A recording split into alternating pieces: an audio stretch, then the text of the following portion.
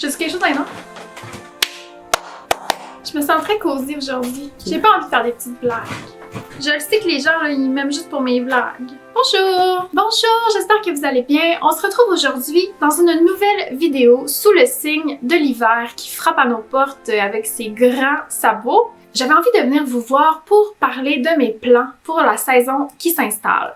Donc quand on est artisane, vous savez que les changements de saison sont vraiment signifiants parce que souvent ils viennent avec des nouvelles vagues créatives. Donc souvent tout ce qu'on a fait pendant la saison qui précède nous inspire plus ou moins. Puis on a envie de comme faire plein de nouveaux projets, puis on a envie de comme lancer 1 million de nouveaux chandails. Je suis la première victime de ces transitions-là. J'avais donc envie de venir vous voir pour discuter de qu'est-ce qui m'inspire en ce moment et les plans que j'ai pour cet hiver, donc l'hiver 2024-2025.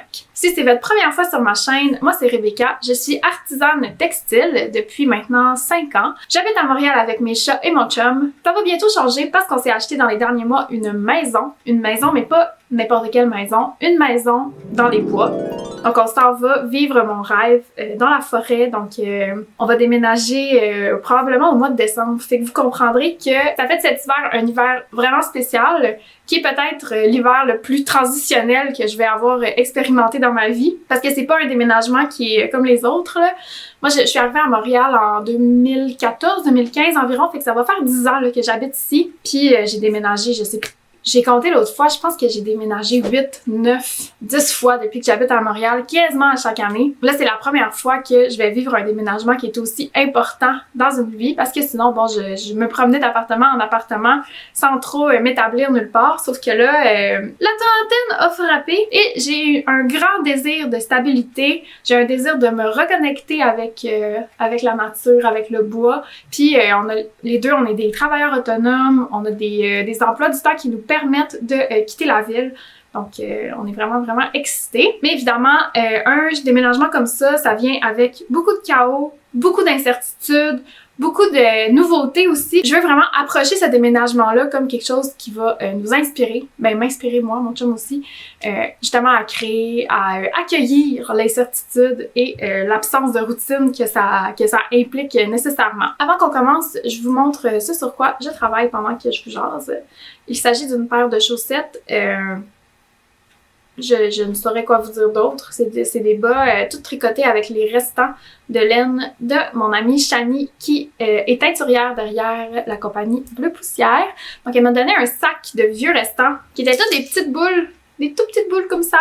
Des tout petits écheveaux, des petits, je pense que c'est peut-être des choses des fois, des teintures qui ont échoué ou des trucs peut-être qu'elle voulait plus.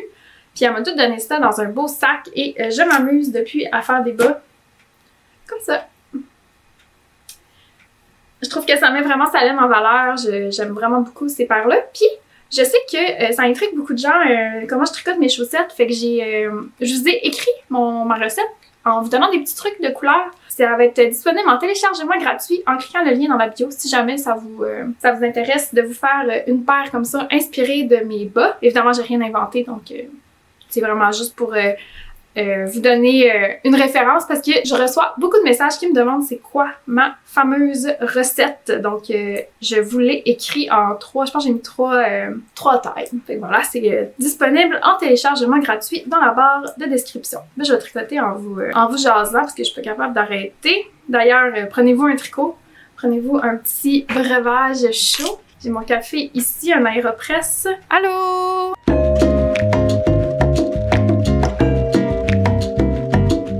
L'autre fois, je me disais que j'aimerais ça acheter un...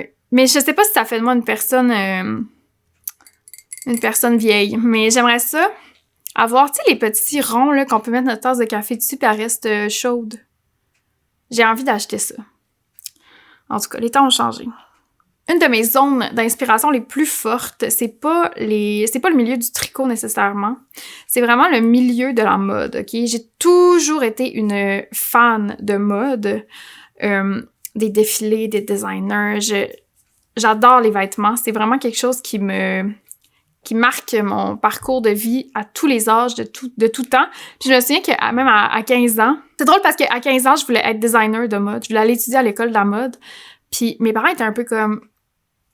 ça n'a pas rapport. Pourquoi tu irais étudier à la... Tu sais, j'avais pas vraiment de pratique de couture, j'avais aucun... je tricotais pas, je faisais pas de vêtements, mais je voulais étudier en mode parce que j'étais obsédée par les vêtements quand j'étais jeune. Ça revient dans ma vie. Tu sais, finalement, j'ai étudié en musique, j'ai étudié en art, j'ai étudié en histoire de l'art, puis finalement, me revoici dans le milieu du vêtement.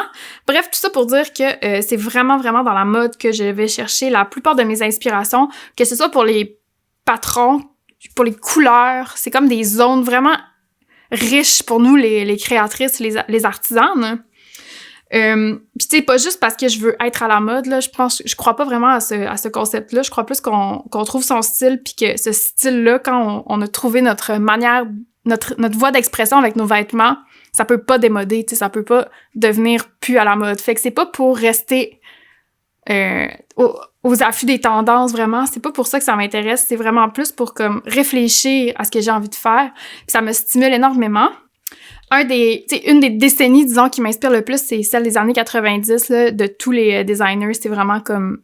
Ça m'inspire vraiment beaucoup, particulièrement, mettons, Ralph Lauren et tout. Je vais vous montrer tantôt des inspirations, mais c'est vraiment vers ça que je m'enligne. Puis cette année, comme à chaque année, l'hiver arrive, puis je me sens vraiment reconnectée avec une vibe qui est plus rustique, plus cosy. Les couleurs neutres, des couleurs des bruns, des gris. Cette année, j'ai comme un envie de gris foncé. Là. Je vais vous mettre une inspiration de Miu Miu ici, justement, parlant de designer, mais du gris avec du bleu. Je trouve que c'est vraiment beau, avec du vert lime aussi. Fait que c'est comme... Les couleurs neutres m'inspirent vraiment beaucoup, mais jointes avec un petit pop de couleurs. Ça, je vous dirais que cette année, ça définit un peu mes envies. Puis au niveau des textures, à chaque fois que l'hiver arrive, je deviens obsédée avec la laine rustique. C'est comme... Ça me quitte pas, cette envie de tricoter avec de la laine rustique. Parce qu'on dirait que l'été, le printemps, je me mets à retravailler avec de l'acrylique, avec plein de matières un peu random. C'est pas... on dirait que ça me dérange moins. Mais l'hiver, j'ai besoin de laine. Je pense que justement j'ai un besoin d'enveloppement, de me réchauffer, je sais pas. Fait que c'est sûr que cette année, ça ne fait pas exception. C'est juste que là, mon stage de laine est pas très garni, je vous dirais, en laine rustique. Fait que c'est sûr que ça me démange de dépenser. Mais je me retiens parce que ça n'a pas lieu d'être quand on vient d'acheter une maison. Sinon, avec le déménagement, je suis vraiment, vraiment inspirée ces temps-ci par tout ce qui est décoration, tout ce qu'on peut faire en décoration quand on est artisane. Avant qu'on se lance dans le projet de la maison, j'avais commencé à faire de la courte pointe, donc je m'étais toute installée pour la couture, puis je le sais que ça va revenir comme vraiment vite, ce désir-là. Dès que ma machine à coudre est sortie à la maison, je vais me lancer dans l'aventure des courtes pointes. J'ai commencé, là, j'en ai fait une partie, je le montre dans un épisode, je me souviens plus lequel. Puis ça, je sais que ça va revenir, justement, de travailler pour ma maison. Mon chum aussi est ébéniste, donc il fait des meubles. Fait qu'on est tous en train de planifier ce qu'on va faire pour notre maison. Puis je trouve ça le fun de penser un peu en dehors du vêtement, justement, là, parce que je commence à avoir beaucoup de chandails tricotés. Puis c'est pas nécessairement ça qui est prioritaire présentement dans ma garde-robe, ou c'est pas vraiment de ça que j'ai besoin. Fait que j'ai envie de faire de manière un peu générique, là. Si je vous dis ça rapidement, j'ai envie de faire des housses de coussins. J'ai envie de faire une couverture. Ça fait un moment que j'ai très envie de ça. J'aurais envie d'essayer de crocheter avec un fil assez fin un rideau. Voir qu'est-ce que ça pourrait donner. Tu sais, un rideau un peu dentelle pour... qui serait très élégant, là. Tu sais, pas trop kitsch, là. Mais en tout cas, ça, c'est quelque chose que j'aimerais explorer cet hiver. C'est ça. La couverture, c'est un gros projet. J'en avais commencé une au crochet, qui va devoir être beaucoup plus travaillée parce que là, je l'ai pas du tout avancé. J'ai fait comme un carré au crochet puis j'ai arrêté. J'aimerais peut-être en faire une en carré de point mousse aussi. OK.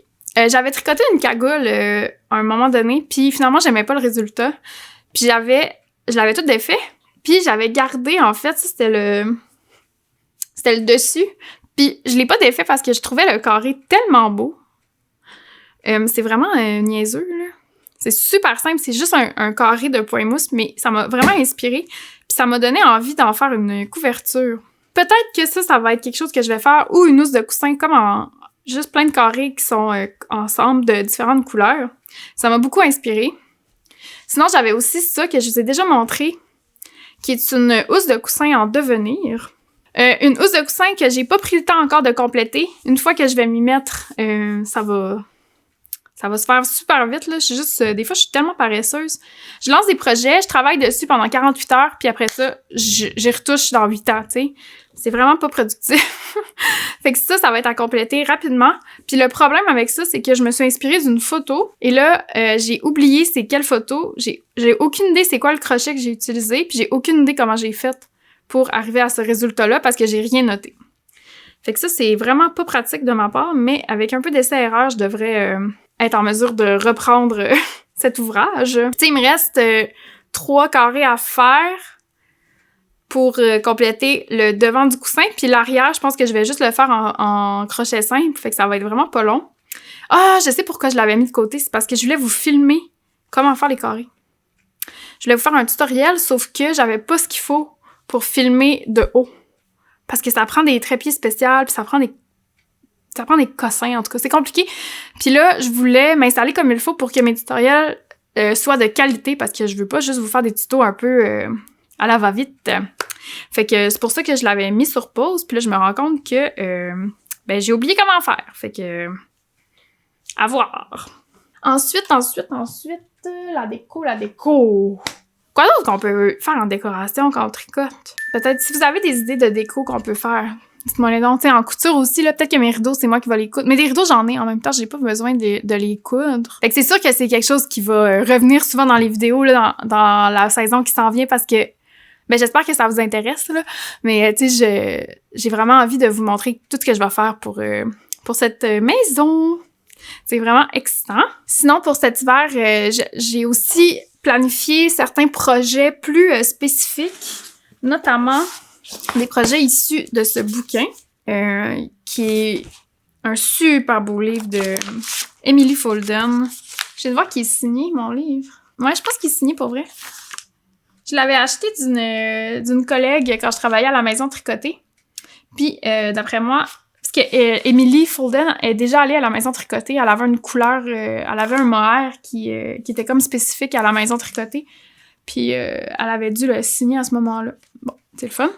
C'est un livre qui a été publié en 2018 chez Pompon Press. Et ce livre, je connais ce livre depuis même avant d'avoir commencé à tricoter. J'en ai parlé quelques fois. Puis, c'est un livre qui m'inspire énormément. À chaque année, à chaque hiver, il revient dans mes inspirations. Je le trouve tellement beau.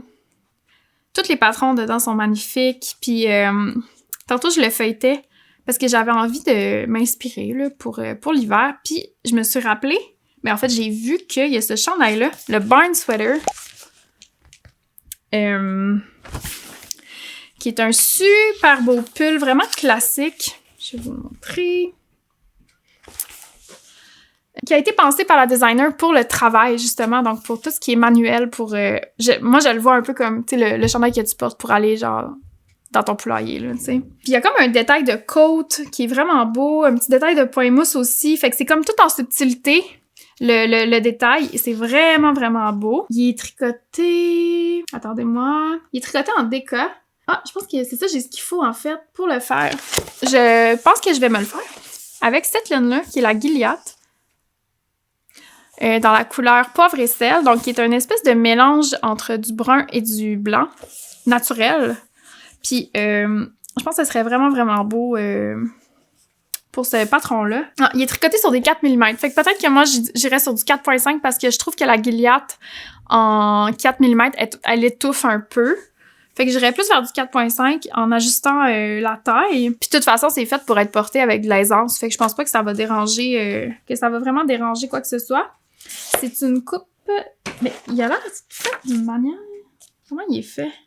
Ah, c'est ça, c'est du tricot modulaire. Donc, les pièces sont comme jointes ensemble selon quand on commence. Fait que ça me semble pas trop intuitif.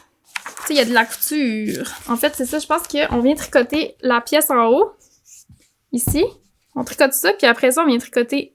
Après ça, on vient tricoter cette pièce-là, puis on les coud ensemble à mesure qu'on tricote. Fait que ça peut être un défi intéressant. Des fois, ça me fait du bien de suivre des patrons puis de pas trop réfléchir. Fait que je pense que ça pourrait être une belle option. Sinon, il y a aussi les mitaines Perséphone que je trouve vraiment belles, que j'ai envie de me faire à chaque année. Puis c'est vraiment cool parce qu'elle les a pensées avec celle-ci.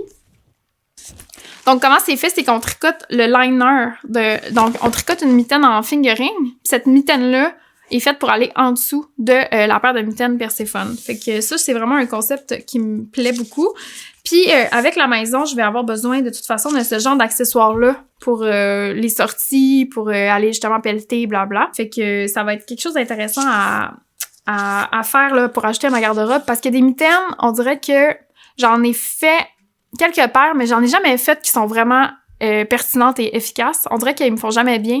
Ils ont tout le temps des problèmes au niveau du pouce. Fait que des mitaines plus pratiques, plus chaudes, je pense que c'est quelque chose qui va être vraiment nécessaire à ajouter à ma garde-robe. D'ailleurs, ça me fait penser que cet hiver aussi, une chose qu'on veut faire en arrivant à la maison, c'est de se familiariser avec le ski de fond. On veut vraiment commencer le ski de fond depuis longtemps. Sauf qu'en habitant à Montréal, c'est pas super accessible. Là, on va habiter dans le bois, là, fait qu'on va pouvoir vraiment aller l'essayer puis voir si on aime ça. Le ski de fond, ben ça va nécessiter de tricoter quelques petits accessoires pratiques là justement, fait que ça va être des choses à penser. Là j'ai continué d'aller courir à l'extérieur, sauf qu'il fait très très froid. Puis là je me rends compte que j'ai besoin de pièces plus chaudes. Évidemment, je vais pas acheter des pièces en magasin. Fait que j'ai commencé à me tricoter des petits kits de course. Ça c'est le premier. C'est un col, en fait, pour la course que je vais pouvoir remettre. Je vais y faire juste un petit genre de petite bavette en avant, là, puis en arrière pour que ça tienne doucement, puis ça va pouvoir juste comme me camoufler le cou quand je vais courir dehors ou quand je vais aller faire du ski de fond. Puis c'est du mérino, là, c'est la Gilliatt encore une fois, c'est du mérino biologique. C'est super chaud, c'est doux, puis le mérino, c'est comme la fibre qu'on trouve partout dans les vêtements de plein air pour l'hiver. Fait que j'étais comme, tant qu'à l'acheter, je vais me le faire, j'ai des restants, puis ben j'aime ça faire ça. Fait que j'ai commencé ça hier, puis je vais le finir, tu sais, cette semaine. Fait que ça va être un bel ajout à ma garde-robe d'hiver. Si on continue dans le livre... Mais tu sais, comme je vous dis, tout m'inspire, là, mais tu sais, ces pièces-là sont susceptibles d'être tricotées assez rapidement. L'autre chose que j'aimerais me faire, c'est le chapeau. Ce chapeau-là, en fait, lui-là. Ce chapeau. Ça, j'aimerais vraiment me le faire. C'est un petit chapeau pointu avec un tout petit pompon. Fait que ça, je trouve ça vraiment cute. J'aimerais beaucoup le faire. Ça me rappelle que j'ai déjà essayé de le tricoter puis je comprenais pas le patron. Mais je dois dire que ce livre-là, je l'ai eu quand je commençais tout juste à tricoter, puis j'étais très, très, très intimidée. J'étais très mêlée, très mélangée en le lisant. Et j'ai quand même tricoté dedans le fameux East Wind Jacket. Je voulais vous le montrer, puis je le trouve pas. Je sais pas, il est où. Fait que c'est un peu inquiétant, je sais pas où j'ai mis ça. C'est ce fameux manteau que j'aimerais vraiment me refaire parce que j'en ai déjà parlé, mais j'avais vraiment pas utilisé les bonnes fibres pour le tricoter, fait qu'il y avait pas du tout le rendu que je voulais qu'il aille. C'est bien décevant, fait que j'aimerais quand même ça m'en refaire un pour ma nouvelle vie de campagnarde. Fait que ça va être peut-être dans les plans, mais je pense pas pour cet hiver. Tu sais, si on est réaliste, là, ça va pas être cette année, mais dans le futur, je pense que ça va être possible. Puis tu sais, je trouve qu'il y a un bon indicatif des patrons qui valent la peine qu'on mette du temps dessus. C'est des patrons qui nous suivent depuis 4-5 ans, là, justement. Moi, ça fait tellement longtemps, puis j'ai encore les mêmes émotions en le regardant. Fait que je pense que c'est comme quelque chose qui va rester avec moi pour toujours. Ça vaut la peine d'investir dans ces pièces-là, je crois. Parce que c'est pas une réaction à un effet de mode, c'est vraiment lié à un style qui nous est propre. Sinon, j'ai aussi ressorti mes livres comme ça. Ces livres-là, j'ai failli les vendre l'année passée. Puis là, je me suis rendu compte qu'ils étaient vraiment... Ils sont vraiment sales, là. Fait que, tu sais, je pense pas que je pourrais les vendre très cher. Ça vaut pas la peine. J'étais comme, tant qu'à ça, je vais les garder. J'ai ressorti ce livre de Charles en espérant être inspirée, mais finalement, il n'y a rien vraiment qui a capté mon attention. J'ai aussi ressorti le 52 Weeks of Socks, un classique, mais encore une fois, il n'y a rien vraiment qui m'a donné envie, là, au point de me lancer. Ce temps-ci, en plus, j'ai quand même une petite inspiration de chaussettes, OK? C'est quand même rare que ça m'arrive, mais je vous avoue que j'ai vraiment beaucoup de plaisir à tricoter mes bas comme ça. Puis ça me donne envie d'en faire. Puis j'ai aussi une autre paire. J'ai aussi cette paire-là sur mes aiguilles. Ici. Excusez-moi, on voit pas très bien. Donc ça, c'est les brins de laine, qui est un patron que j'ai coécrit, là, si on veut, que j'ai comme coécrit, pas vraiment, en fait. Un patron qui a été très populaire sur ma chaîne à cause de ma maman qui a tricoté genre beaucoup de paires avec ça. Puis c'est une technique en fait qui est issue du cercle des fermières, dans laquelle on peut tricoter des rayures sans démarcation et sans changer de fil, rien, c'est vraiment simple. Puis, il y a un patron qui est disponible, je vais mettre le lien dans la bio, puis on est en train de faire un cal présentement. Donc, il y a plein de gens qui tricotent les brins de laine, puis j'ai fait un tutoriel aussi si jamais ça vous intrigue. C'est vraiment le fun comme technique. Puis, je suis en train de tricoter ma chaussette, que là, je vais reprendre pour la terminer. Puis, j'utilise des fils Berroco Vintage Baby. Donc, c'est un mélange de 52% acrylique, 40% laine et de 8% nylon. J'ai un beau rouge, du brun et du bleu. Fait que ça, c'est comme une autre paire. Puis c'est ça, j'ai comme envie de tricoter des bas. Je sais pas qu'est-ce qui m'a pris. On risque de voir un peu plus de chaussettes sur cette chaîne. Qui l'eût cru? Certainement pas moi. Avec les nouvelles saisons, je ressors mes livres. J'ai aussi fouillé dans celui-là. Ça, c'est un livre vintage qu'une amie m'avait offert, qui est tellement inspirant. Puis là, je le feuilletais tantôt, puis j'avais oublié à quel point j'aimais ce livre. Donc, ça s'appelle Glorious Knits, puis c'est un ouvrage de Caf Facette. Donc, vous avez peut-être déjà vu ses travaux sur Pinterest. Donc, c'est un designer qui est encore actif aujourd'hui, mais qui a été, je pense, très populaire dans les années 80, qui a fait notamment ces manteaux-là. Ici, moi, ça, là, pièce de rêve, morceau de rêve. Wow! Fait que ça, là, peut-être qu'un jour, je vais me faire ça. C'est juste que ça va coûter une fortune de laine, donc c'est sûr que... à voir. Mais regardez comment c'est inspirant. C'est vraiment un designer qui a à cœur la couleur, mais aussi la créativité. Donc, il fait vraiment des patrons qui sont libres. Puis, tu sais, imaginez ça, là, c'est comme plein de petits échantillons cousus ensemble, puis ça peut faire la plus belle des couvertures au monde entier. Fait que je trouve ça tellement inspirant de voir des créateurs travailler comme ça avec la couleur, avec les motifs, avec un espèce de côté très intuitif. Ça m'inspire toujours de retourner dans mes livres, justement, pour me restimuler, là, quand les nouvelles saisons arrivent. Puis ce livre-là, en fait, c'est plein de manières d'utiliser les formes. Il y a plein de patrons, il y a des trucs, il y a comme il explique tout son rapport à la couleur aussi. Comment il s'inspire des autres arts, donc comment il s'inspire de la courte pointe, de tout ce qui l'entoure, en fait, pour créer des chandails vraiment uniques, là. Puis ça m'inspire tellement, c'est tellement beau. Puis tu sais, ces livres-là, oui, sont vintage, fait que c'est pas le style de tout le monde, on s'entend. Mais il y a toujours moyen de s'inspirer de certaines choses, tu sais, qu'on trouve dans les livres, sans que ce soit « Ah, je vais faire exactement ce patron-là ». Moi, ça va être comme « Ah, ce détail va attirer mon attention, puis ça va m'inspirer une autre création ». Tu sais, par exemple, ça. Je vais remarquer, mettons, l'épaule ici. Puis là, ça me plaît. Fait que je vais pouvoir comme m'inspirer de ça, ou que ce soit juste la palette de couleurs. Parfois même, c'est juste les photos, tu sais. Fait que j'aime vraiment ça, feuilleter des livres. Puis je trouve que des fois, cette expérience-là, on l'a moins quand on fouille sur Internet ou sur Ravelry. Tu sais, il y a comme un contact avec les livres qui est vraiment différent, qui est vraiment le fun. Ah oui, c'est ça. Celui-là. Celui-là, ici, j'ai toujours voulu le faire. C'est vraiment spécial comme construction parce que je pense qu'on commence par la manche. Puis là, ici, on monte des mailles radicalement, puis là, on tricote. Puis on refait la manche, puis on coud les deux morceaux ensemble. Fait que ça, c'est vraiment mon genre de construction. Puis ça, j'aimerais vraiment ça l'essayer bientôt. Puis c'est juste des rayures bien simples. Fait que, à voir. Je trouve ça vraiment cool. Fait que c'est ça pour ce livre-là qui aborde plein de techniques et qui m'inspire toujours vraiment beaucoup. Sinon, un autre projet que j'aimerais vraiment faire cette année, c'est un projet en jacquard. Là, ça fait un bout que j'en parle. Je pense que dans mon premier épisode de podcast, je disais que je voulais tricoter du jacquard, puis j'ai comme pas encore osé me lancer dans un projet. Fait que là, j'ai ressorti ce livre-là, le Fair Isle Weekend. Puis j'essayais de voir s'il y avait pas un patron là-dedans qui pourrait m'inspirer. Puis pas vraiment. J'étais pas inspirée vraiment par les patrons, sauf un, qui est celui-là ici.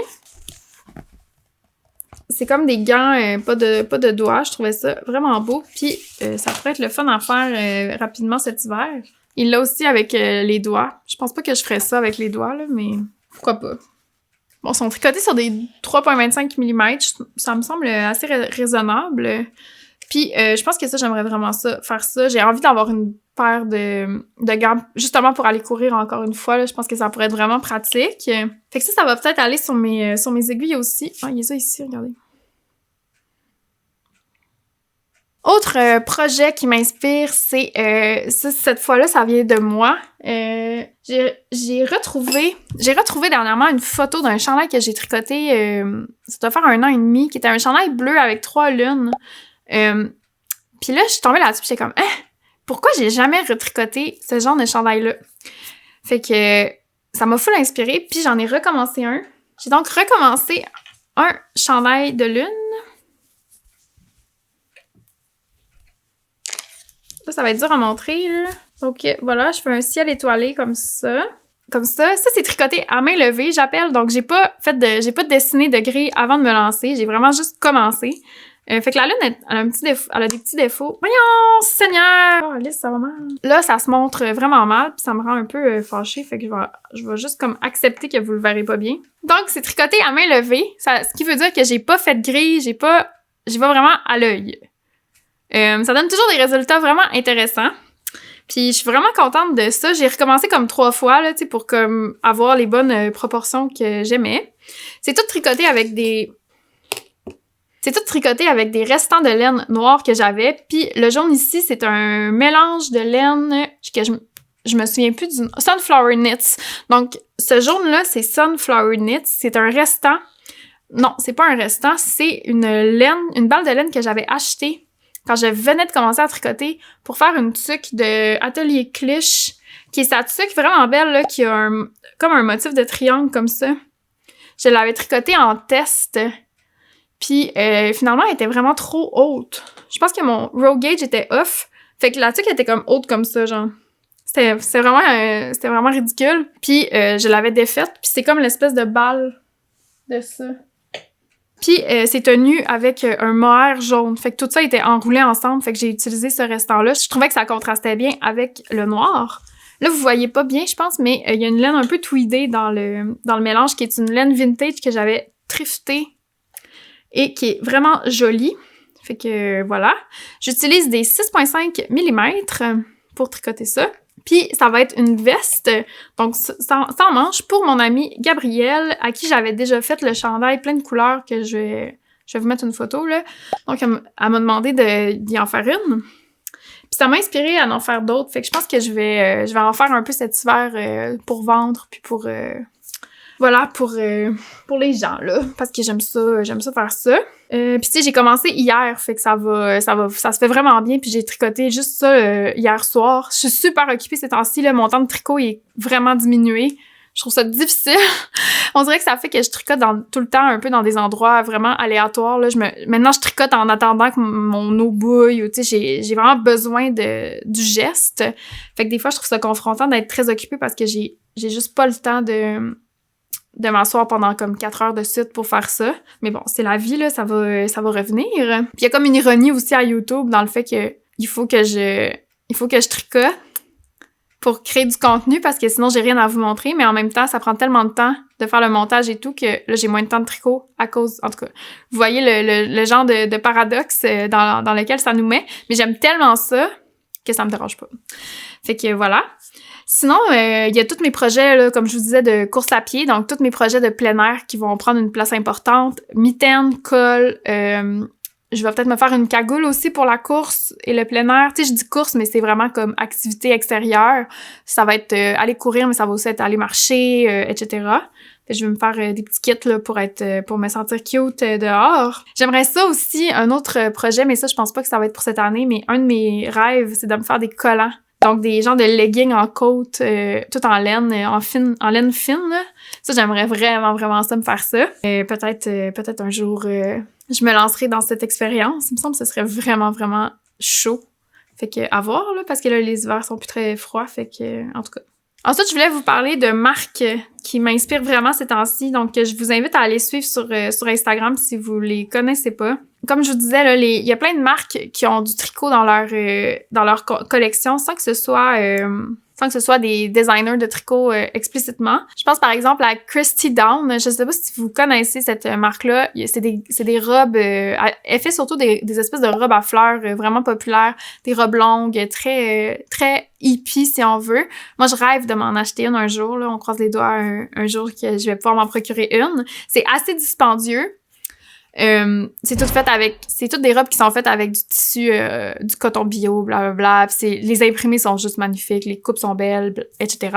Puis tu sais, ça c'est un exemple. Christy Dawn, elle a toujours à chaque hiver des collections de tricot, donc du knitwear, qui est souvent tricoté à la machine, mais qui peut être vraiment inspirant pour nous parce que c'est comme d'autres zones d'inspiration qui sont plus tirées de la mode que de ce qui se fait en tricot. Puis moi, ça m'inspire vraiment toujours de voir ça, autant dans les couleurs que dans le choix qu'ils vont faire des coupes, des torsades. Fait que ça, je trouve ça vraiment le fun de garder toujours l'œil ouvert pour ces collections-là.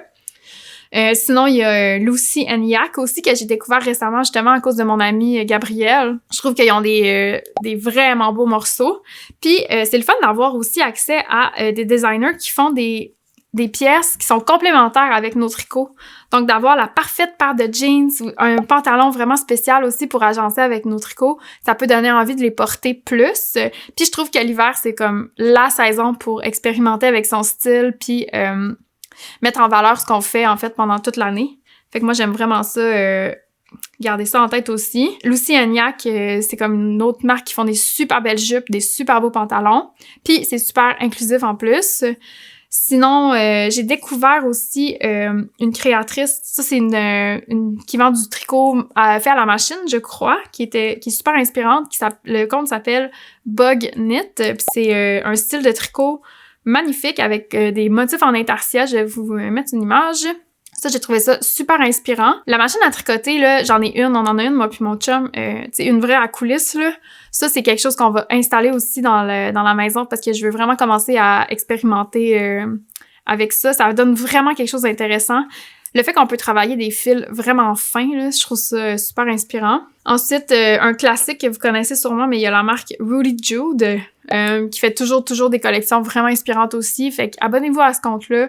Puis vous pouvez juste comme... Justement, elle a fait des jeans qui sont vraiment beaux. Ça peut donner des inspirations pour des outfits aussi. Parce que c'est des créatrices, on dirait, qui sont pas des tricoteuses nécessairement, mais qui ont un peu la même esthétique. Fait que ça s'inscrit souvent dans les styles qu'on aime quand on tricote. Je trouve ça le fun de garder ça en tête. Évidemment, c'est vraiment des pièces qui sont dispendieuses, là, fait que pas nécessairement de les acheter, mais juste pour, encore une fois, s'inspirer dans les changements de saison. Je trouve ça le fun. Et sinon, la dernière maison de design, si on veut, c'est Misha & Puff. Ils font beaucoup de linge pour enfants, Misha & Puff, mais ils font aussi des trucs pour adultes.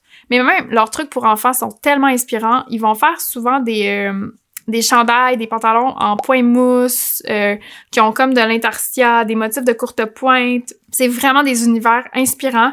Ils font aussi du crochet, puis c'est censé être fait à la main. Ouais, fait eux ils font, c'est tous des trucs qui sont faits à la main, mais c'est pensé comme des collections. Les couleurs sont toujours vraiment inspirantes. Fait que ça, c'est aussi à garder en tête pour vous inspirer si vous aimez cette esthétique-là. Pour finir, j'avais envie qu'on regarde un peu mon tableau. J'ai fait un petit tableau d'inspiration. Je vais vous mettre le lien dans la barre d'infos. C'est un petit tableau. Bon, j'en ai parlé quelques fois, mais Pinterest, c'est votre meilleur ami. Et là-dessus, j'ai mis toutes mes inspirations pour l'hiver 2025. Donc, des choses qui entrent en résonance avec ce que je vous ai partagé dans la vidéo. Fait qu'on a notamment des jupes. Ça, vous voyez, c'est une jupe qui date de 1978 par le designer Ralph Lauren. Ce genre de jupe-là, évidemment, si on réussit à trouver ça en friperie, c'est la chance absolue. C'est peu probable, sauf que c'est super facile à coudre. Fait que je pense que je vais être capable de me refaire quelque chose du genre. Il y a Baba aussi, j'ai pas parlé de Baba. Baba, c'est des tricots qui sont faits à la machine, mais qui ont des coupes merveilleuses. Ça, je vais pas vous mentir, il est très, très probable que j'en achète un éventuellement. Parce que on dirait qu'avec une aiguille à tricoter à la main, c'est vraiment difficile d'aller chercher le même genre de rendu où c'est comme c'est serré un peu, je sais pas comment dire. La manière que le chandail se tient, j'arrive pas à recréer ça. J'ai essayé plein de fois, j'arrive pas à recréer. Fait que je pense que j'aimerais m'acheter un petit cardigan de Baba. C'est très dispendieux, mais je crois que ça vaut la peine. Sinon, j'ai mis cette épingle-là aussi. Vous voyez que ça, c'est vraiment mon style. J'ai tricoté justement un petit bandana qui ressemble vraiment à ça. Sinon, j'ai mis... Ah oui, ça! Ça ici, là, c'est vraiment le genre d'intarsia et de rapport au motif que j'ai envie d'expérimenter aussi. Ça, c'est un autre exemple d'un chandail que j'aime vraiment beaucoup. Ça, c'est une marque qui s'appelle Story MFG. Si vous aimez ce style-là avec un côté plus ludique, c'est vraiment une marque à suivre aussi. Donc, c'est pas des designers de tricot, mais ils ont toujours du tricot dans leur collection. Et souvent, ils ont des mots d'écrit, ils font comme des patchs au crochet. C'est toujours vraiment inspirant, c'est vraiment beau qu'est-ce qu'ils font. Puis le style de ce chandail-là, vous devinerez que c'est vraiment mon genre avec les petits bords qui roulotent. Je trouve ça vraiment joli. Ce cardigan-là, vraiment facile à refaire aussi. Je vois là que c'est un patron de Wool and the Gang, mais la raison pourquoi je l'ai épinglé, c'est la couleur bleue. J'ai vraiment une phase bleue ces temps-ci. Je trouve que c'est super inspirant comme couleur de contraste. Je trouve que ça entre en dialogue à la perfection avec les couleurs neutres que j'aime beaucoup. Donc, tout ce qui est brun, même le gris, quand on vient mettre une touche de bleu, là, c'est très efficace comme dialogue chromatique.